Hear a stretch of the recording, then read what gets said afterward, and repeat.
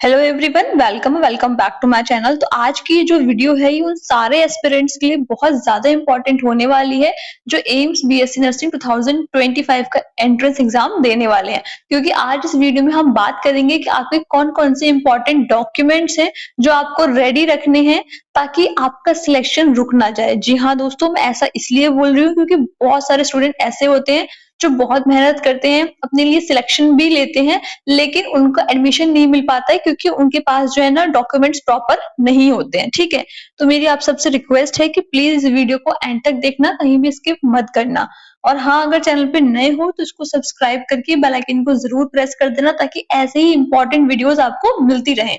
तो आइए दोस्तों स्टार्ट करते हैं वीडियो।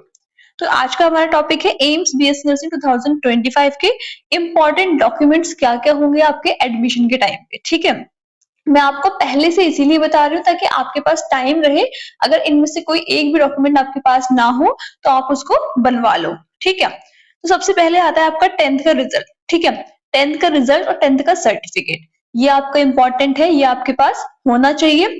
आप आजकल जो है आपका सर्टिफिकेट अलग से नहीं भी आता है किसी किसी बोर्ड में, तो आपको वो कंबाइन भी हो सकता है, ये आप देख लेना, लेकिन आपका 10th का रिजल्ट और सर्टिफिकेट होना चाहिए। ठीक है, नेक्स्ट आता है आपका 12th का रिजल्ट और उसका सर्टिफिकेट, पासिंग सर्टिफिकेट होता है कि आपने क्लास को पास कर लिया है। ठीक है, ये आपके पास होना चाहिए।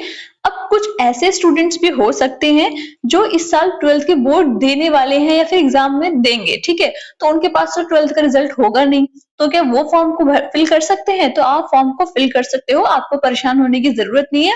आप वहां पे अपीयरिंग डाल देना, जब आपकी काउंसलिंग का टाइम आएगा, आपके एडमिशन का टाइम आएगा, तब आप अपना ओरिजिनल जो रिजल्ट है वहां पे शो कर देना। ठीक है, तो ये आपका हो गया 10th का रिजल्ट नंबर 1। नंबर 2 हो गया आपका 12th का रिजल्ट और उसका पासिंग सर्टिफिकेट। नेक्स्ट आता है आपका माइग्रेशन सर्टिफिकेट। ठीक है, जो आपके सीबीएसई आईसीएसई बोर्ड वाले स्टूडेंट्स हैं उनके पास तो माइग्रेशन सर्टिफिकेट होता है, लेकिन जो आपके स्टेट बोर्ड के स्टूडेंट है उनके पास काफी के पास माइग्रेशन सर्टिफिकेट नहीं होता है। तो अपने स्कूल वालों से बोलो कि वो आपको ये सर्टिफिकेट बना के दें या फिर इसके बिहाफ पे कुछ लिख के दें आपका, ताकि वो वहां पे एज अ माइग्रेशन आपका काम कर सके। ठीक है, नेक्स्ट आता है टीसी ट्रांसफर सर्टिफिकेट। जब भी आप अपने स्कूल को कंप्लीट करोगे तो आपका स्कूल आपको टीसी जरूर देगा। ठीक है, अगर कोई ऐसा स्कूल है जिसने आपको टीसी नहीं दी है तो आप जाओ जाकर के मांगो, उनको बोलो कि मेरे एडमिशन के टाइम पे मुझे चाहिए होगी, इसलिए मेरी ट्रांसफर सर्टिफिकेट दो।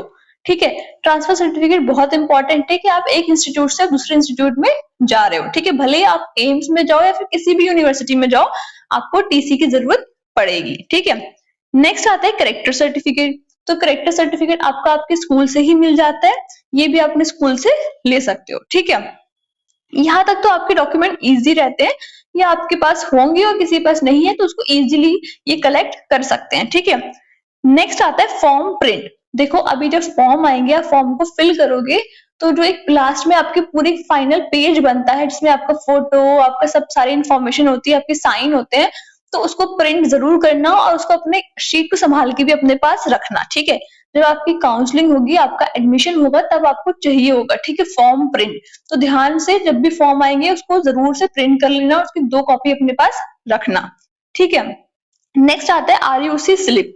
ये बहुत इंपॉर्टेंट है, जब एम्स के फॉर्म फिल करते हो तो वहां पे एक आरयूसी स्लिप मिलती है आपकी, तो वो आपने अपने पास संभाल के रखनी है। ये भी आपके जब फॉर्म फिल करोगे तभी आपको मिल जाएगी, तो इसके लिए भी आपको टेंशन लेने की जरूरत नहीं है, बस संभाल के रखना। ठीक है, नेक्स्ट आता है अंडरटेकिंग। तो देखो, अंडरटेकिंग में आप जब फॉर्म को फिल करोगे तभी उसके टाइम आपको मिलता है, तो आपने उसकी भी एक कॉपी अपने पास संभाल के रख लेनी है। ठीक है, अब नेक्स्ट है आपका अलॉटमेंट लेटर। तो अलॉटमेंट लेटर का मतलब होता है आपने एग्जाम दिया, आपका एग्जाम क्लियर हो गया, आपकी रैंक अच्छी आई, आपको एम्स ने एक सीट अलॉट कर दी। ठीक है, सपोज करो आपको एम्स गुवाहाटी में एक सीट मिल गई। ठीक है, तो वहां से आपको एक अलॉटमेंट लेटर आएगा कि आप कॉलेज में आइए, आकर के अपना एडमिशन कराइए इस टाइम पीरियड में। ठीक है, तो वो लेटर का आपने प्रिंट निकाल के अपने पास रख लेना है। ठीक है, ये आपको तभी मिलेगा जब आपको एक सीट अलॉट हो जाएगी, तो आपका अलॉटमेंट लेटर हो गया। ठीक है, इसको आप कॉल लेटर भी बोल सकते हो, लेकिन बाकी आपका इसका नाम अलॉटमेंट लेटर होता है। ठीक है, नेक्स्ट आता है आईडी प्रूफ।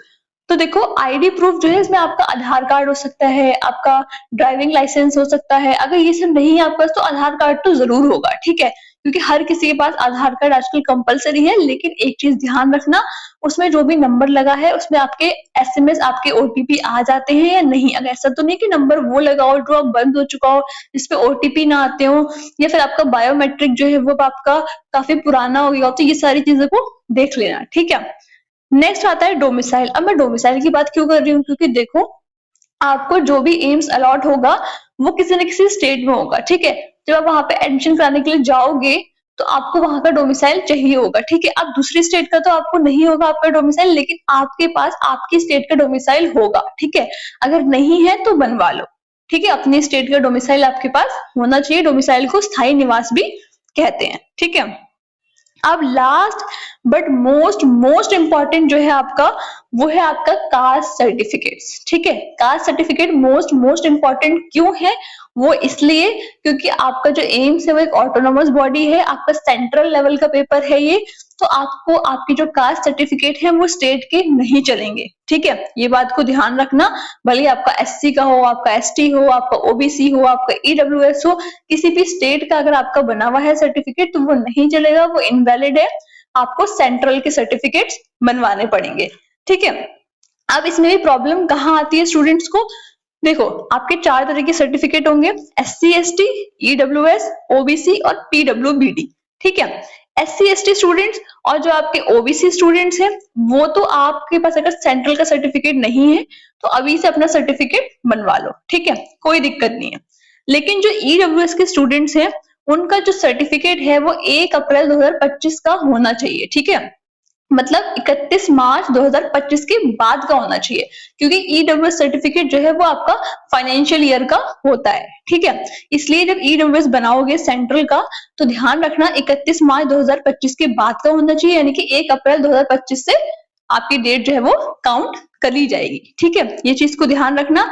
बाकी जो ओबीसी स्टूडेंट्स हैं उनका 1 साल पहले का, मतलब जब आप फॉर्म फिल कर रहे हो उससे 1 साल पहले का आपका चल जाएगा। जो 1 साल का जो टाइम पीरियड होता है उतना आपका काउंट हो जाता है, ठीक है। तो ये आपके सारे सर्टिफिकेट्स थे। सर्टिफिकेट सारे सेंट्रल के लगने वाले हैं। अगर स्टेट के होंगे तो आपको कोटा नहीं मिलेगा, आपको जनरल कैटेगरी से फाइट करना पड़ेगा, और जनरल कैटेगरी से फाइट करना अपने आप में बहुत टफ होता है, ठीक है। आप सबको पता है जनरल कैटेगरी की कट ऑफ बहुत हाई जाती है, फिर आप एम्स को भी ब्लेम नहीं कर सकते हो कि हमें रिजर्वेशन नहीं मिला, क्योंकि आप वहां पे अपनी कैटेगरी डाल रहे हो, तो आपको सर्टिफिकेट भी दिखाना पड़ेगा। और आपको पता है कि एम्स सेंट्रल लेवल पे काम करता है, तो आपके पास सर्टिफिकेट भी सेंट्रल के ही होने चाहिए, ठीक है। तो आई होप कि आपके जितने भी डाउट्स हैं यहाँ पे डॉक्यूमेंट्स को लेकर के वो सारे के सारे क्लियर हो गए होंगे। अगर आपका कोई दोस्त ऐसा है जो फॉर्म को फिल करने वाला है तो उसके साथ भी वीडियो को जरूर शेयर कर देना, ठीक है। अगर फिर भी कोई डाउट रह जाता है फॉर्म से रिलेटेड, पेपर पैटर्न, सिलेबस, किसी भी चीज से रिलेटेड, तो मुझसे पूछ सकते हो कमेंट सेक्शन में या फिर टेलीग्राम पे, ठीक है। टेलीग्राम ग्रुप का लिंक यहाँ मैंने कमेंट सेक्शन में पिन कर रखा है। बाकी अगर चैनल पे नए हो और इसको आपने अब तक सब्सक्राइब नहीं करा है तो क्या सोच रहे हो, जल्दी से सब्सक्राइब कर लो, क्योंकि इस चैनल पे इतना सारा कंटेंट आपको मिलता रहता है जो आपकी हेल्प करेगा आपके इस एग्जाम को क्रैक करने में। और बहुत जल्दी मैं आपके लिए सीरीज भी लेके आने वाली हूँ क्वेश्चन प्रैक्टिस की, जिसमें हम डिटेल में डिस्कस करेंगे क्वेश्चंस को विद रेशनल, तो वो भी देख लेना अच्छे से, आपकी बहुत हेल्प होगी उससे। बाकी प्लीज चैनल पे बने रहना और सब्सक्राइब जरूर कर देना, ठीक है। और वीडियो बनाने में बहुत मेहनत लगी है, तो अगर वीडियो अच्छी लगी हो, आपके लिए हेल्पफुल रही हो, तो प्लीज इसको ज्यादा से ज्यादा लाइक करना, अपने दोस्तों के साथ भी शेयर भी कर देना, ठीक है। तब तक के लिए thank you and have a nice day.